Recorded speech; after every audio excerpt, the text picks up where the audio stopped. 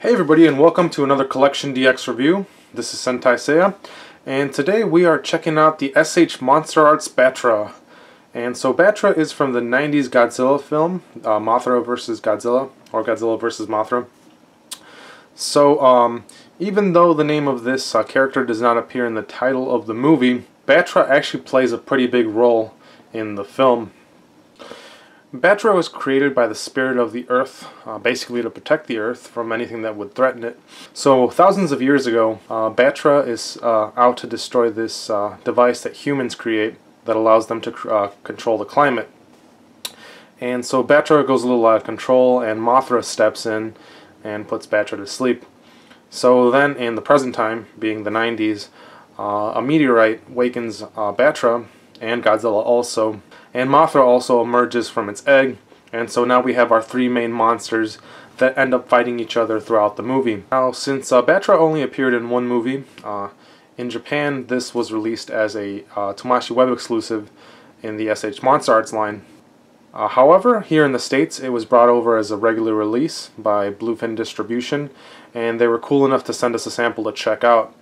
So as you can see, this is an awesome looking toy. I mean, Bandai just did a very good job at capturing what Battra looks like in the movie. It just looks awesome. So now unlike Mothra, that had a furrier, friendlier look, Battra is definitely a lot more insect-like, a lot more realistic, and just a lot more evil looking. This is the imago form of Battra. Basically, you know, the full moth form of the monster. In the movie it does have a larva form, just like Mothra does, but this is what it looks like at the end of the film. It kicks ass in both forms, and this is just the upgraded version that it turns into when it fights Godzilla and Mothra, also in its imago form. So, very nice looking. I mean, just check out all that detail. This thing is just sweet.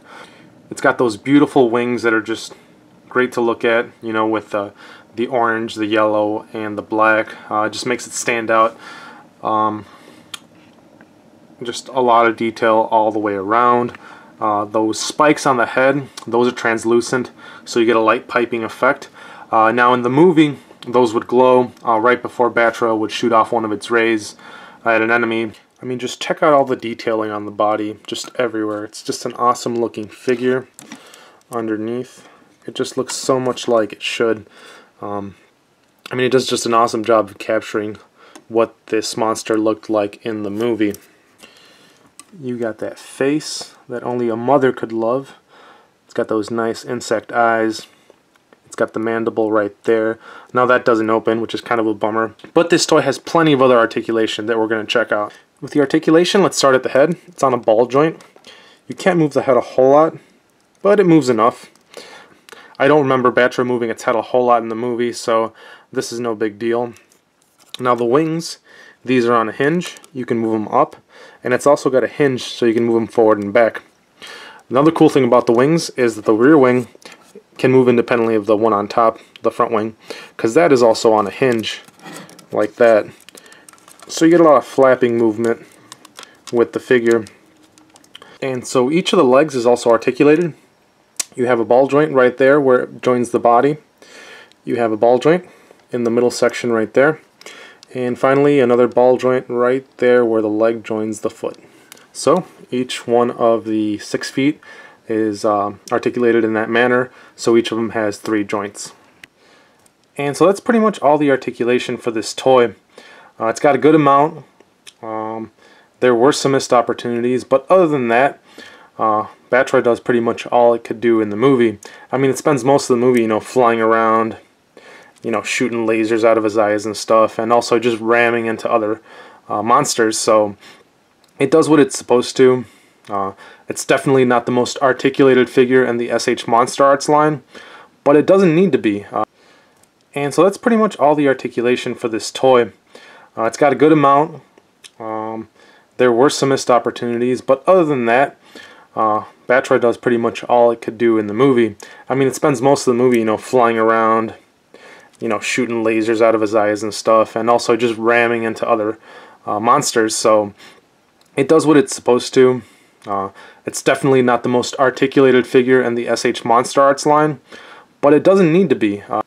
It's not a Godzilla, it's not a Mecha Godzilla, it's not one of the other figures that has all that crazy articulation, you know, in the tail and everywhere else. It does what it needs to, and that's all I can ask of it.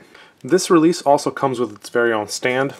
You can see the base, it's got Battra on it, and it's got a picture of Battra and Mothra, it looks like, above the wording. It's also got this piece right here, and this is so you can put Battra on top, and it holds it. These pieces go around the legs, so it's a special holding piece. That's the one that I used a little bit earlier at the beginning of the video. So I prefer using this though with the Tamashii stage for the robots, just because that is meant to carry heavier figures. But you can definitely attach Battra onto this stand. I just prefer the other one a little bit more, just because it provides a little bit more stability, but you just have to mess around with this one a little bit more. That's pretty much all for the additions though. I really wish they would have added an effect part for the laser beams on Battra. It seems like Bandai is very selective on what toys get an effect part in the SH Monsterarts line. When the line started, they were very cool about every monster gets its own effect part, but nowadays the monsters that get their own effect parts are very few and far in between. So that is it for this review of the SH Monsterarts Battra from Godzilla vs. Mothra. Again, this was provided by Buefin Distribution, so you can pick him up wherever you can pick up Bluefin products. Websites such as Big Bad Toy Store and the Toy Source. So all in all, this is a very good looking toy. It's a very nice display piece. It's got enough articulation to do the stuff that it does in the movie. Still a little bummed out that it didn't have an effects part. The last couple SH Monsterarts that I've reviewed did not have effect parts, and those would have been neat additions to the toy. But other than that, no complaints, other than the lack of the effect part. So this has been Sentai Seiya with another CollectionDX review. As always, don't forget to like and subscribe. Leave comments. What did you think about this review?